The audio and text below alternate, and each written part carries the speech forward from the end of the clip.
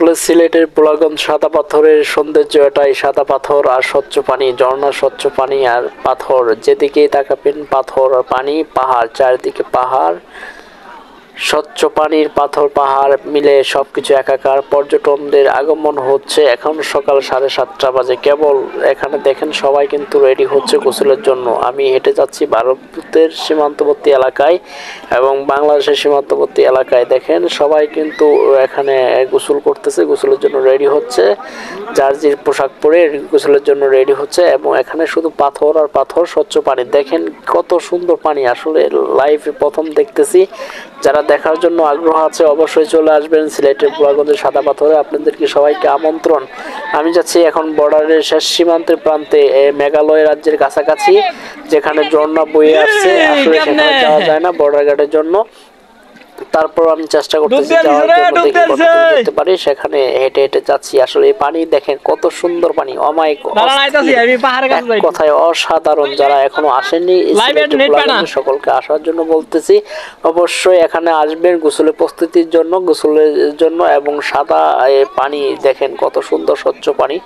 পানি কিন্তু অনেক ঠান্ডা, প্রচুর ঠান্ডা পানি। আর পায়ে জুতা ব্যবহার করার জন্য ওয়ান টাইম জুতা ব্যবহার করবেন, কারণ দেখেন যে পাথর, এখানে হাঁটা যায় না, পাথর অনেক স্লিপ করে, পাথরে অনেক স্যাঁতসেঁতে হয়ে আছে, স্লিপ করে। দেখেন সবাই আনন্দ উল্লাসে মেতেছে আর সেলফিতে মেতেছে, সবাই ছবি ওঠাচ্ছে এবং গোসল করছে। আসলে অসম্ভব রকমের সুন্দর একটি জায়গা সিলেটে বোলাগঞ্জের সাদা পাথর। যদি আপনি চোখে না দেখেন তাহলে বিশ্বাসই করতে পারবেন না যে এত মনোমুগ্ধকর পরিবেশ আর এত সুন্দর। আমি যাচ্ছি এখন ইন্ডিয়ার পাশে, ইন্ডিয়া পাহাড়ের সীমান্তের কাছে, সেখানে মেঘালয় রাজ্য, ভারতবর্ষের মেঘালয় রাজ্যে এই পাহাড়গুলো দেখতেছেন একটা এক এক রাজ্য। এই এখানে কিন্তু ফ্ল্যাট আছে, প্রত্যেকটা পাহাড়ে 5-6 তলা করে ফ্ল্যাট বাসা।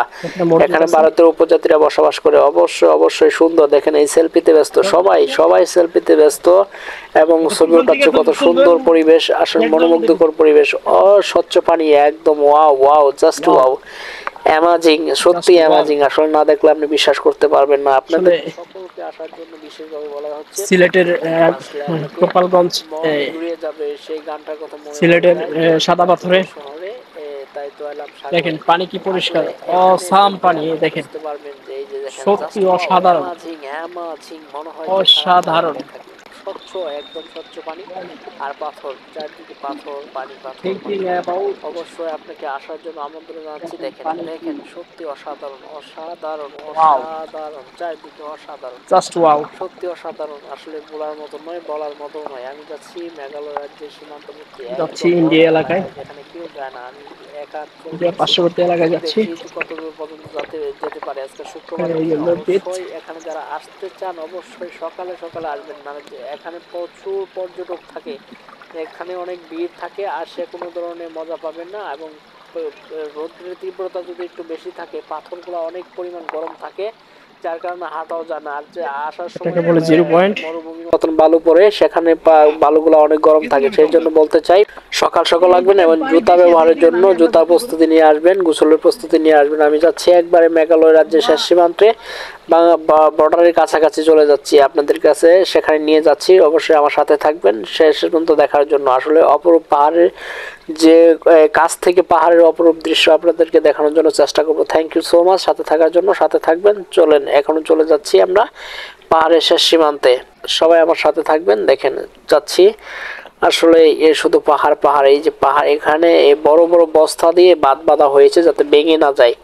এখানে এই যে যেগুলো দেখতে পাচ্ছেন, এগুলো সব বাঁধ দেওয়া হয়েছে সব পাড়ের কাছে, যাতে এগুলো না ভেঙে পড়ে বর্ষার সময় এবং বৃষ্টির সময়। দেখেন অনেক সৌন্দর্য। আসলে এই যে আমি উঠতেছি, খুব কষ্ট হচ্ছে এখানে ওঠার জন্য। আসলে ওঠাটা অনেক টাফ হয়ে যায়, বড় তো উঠতে কষ্ট হয়। ক্যামেরা দেখেন বারবার লড়তেছে। আসলে ক্যামেরা লড়াই স্বাভাবিক, কারণ এখান থেকে যে ভিডিও করা কত কষ্টকর, যারা ভিডিও করে তারাই বুঝতে পারবে। এই যে আমি একবারে উপরে উঠে পড়ছি, এটা কিন্তু মেঘালয় রাজ্যের শেষ সময় ঢুকে পড়ছি। এই যে আমি কিন্তু সব শেষ সীমানায় ঢুকে পড়ছি। এটা কিন্তু বাংলাদেশের মধ্যে, এখনো বাংলাদেশের মধ্যে আছি আমি। এটা সীমান্তবর্তী এলাকায় চলে আসছি আমি, আপনাকে জুম করে দেখাচ্ছি। ইন্ডিয়ার কাছে শেষ সীমানাটা কোন জায়গায়? বর্ডারঘাট বাংলাদেশ। এখানে ওই যে একটা বুথ দেখা যাচ্ছে, সীমানা এখানে রেড মার্ক করা আছে, বর্ডারঘাট বাংলাদেশ। একবারে জন্য এখানে যারা পর্যটক আসে সীমান্ত এলাকায় চলে আসছি। এখানে আমাদের মুসলমানদের জন্য, আমাদের জন্য বিশেষ ব্যবস্থা করে রাখছে। আমাদের মুসলমানদের জন্য নামাজের জায়গা আছে। নামাজ পড়তে পারবেন। আমি দেখাচ্ছি এখানে মসজিদ আছে। পাহাড়ের কাছাকাছি। আর ইন্ডিয়ার যে পাহাড়গুলো দেখেন, কত বড় পাহাড়, কত সৌন্দর্য! একবারে কত বড় পাহাড় দেখেন, এক একটা রাজ্য, চারপাশে বড় বড় পাহাড়, কিন্তু সমতল, পুরাটাই সমতল, পাহাড়ের দেখার মতন দৃশ্য। সমতল। এখানে চলে আসে আমি একাই। পর্যটকরা আপনার পিছনে ক্যামেরা দিয়ে দেখাচ্ছি কত বড় এরিয়া। এখানে পুরোটাই পর্যটক, যা দেখতে পাচ্ছেন আমার ক্যামেরা যতটুকু আসতেছে, এটা পুরোটাই পর্যটক এরিয়া। দেখেন পুরাটাই পর্যটক এরিয়া। এখানে হাজার হাজার পর্যটকের অভাব, হাজার হাজার পর্যটকরা এখানে ভিড় জমায় প্রতিদিন। বিশেষ করে শুক্রবার বা বন্ধের দিন, যেখানে বন্ধ থাকে, পর্যটকরা এখানে অ্যাভেলেবেল হয়। সবাই একসাথে সাদাপাথর গোলাগঞ্জকে পর্যটকদের মিলন মেলা বলা হয়। এই যে আমি মসজিদের সামনে চলে আসছি, এটা বাংলাদেশের সীমান্তবর্তী এলাকায়, কিন্তু এর পরবর্তীতে আর যাওয়া যায় না। আপনাদেরকে আসলে এখানে আসার জন্য বিশেষভাবে বলা হচ্ছে, আপনারা এসে ঘুরে যাবেন। আসলে মন প্রাণ দুটাই ঠান্ডা হয়ে যাবে। Thank you.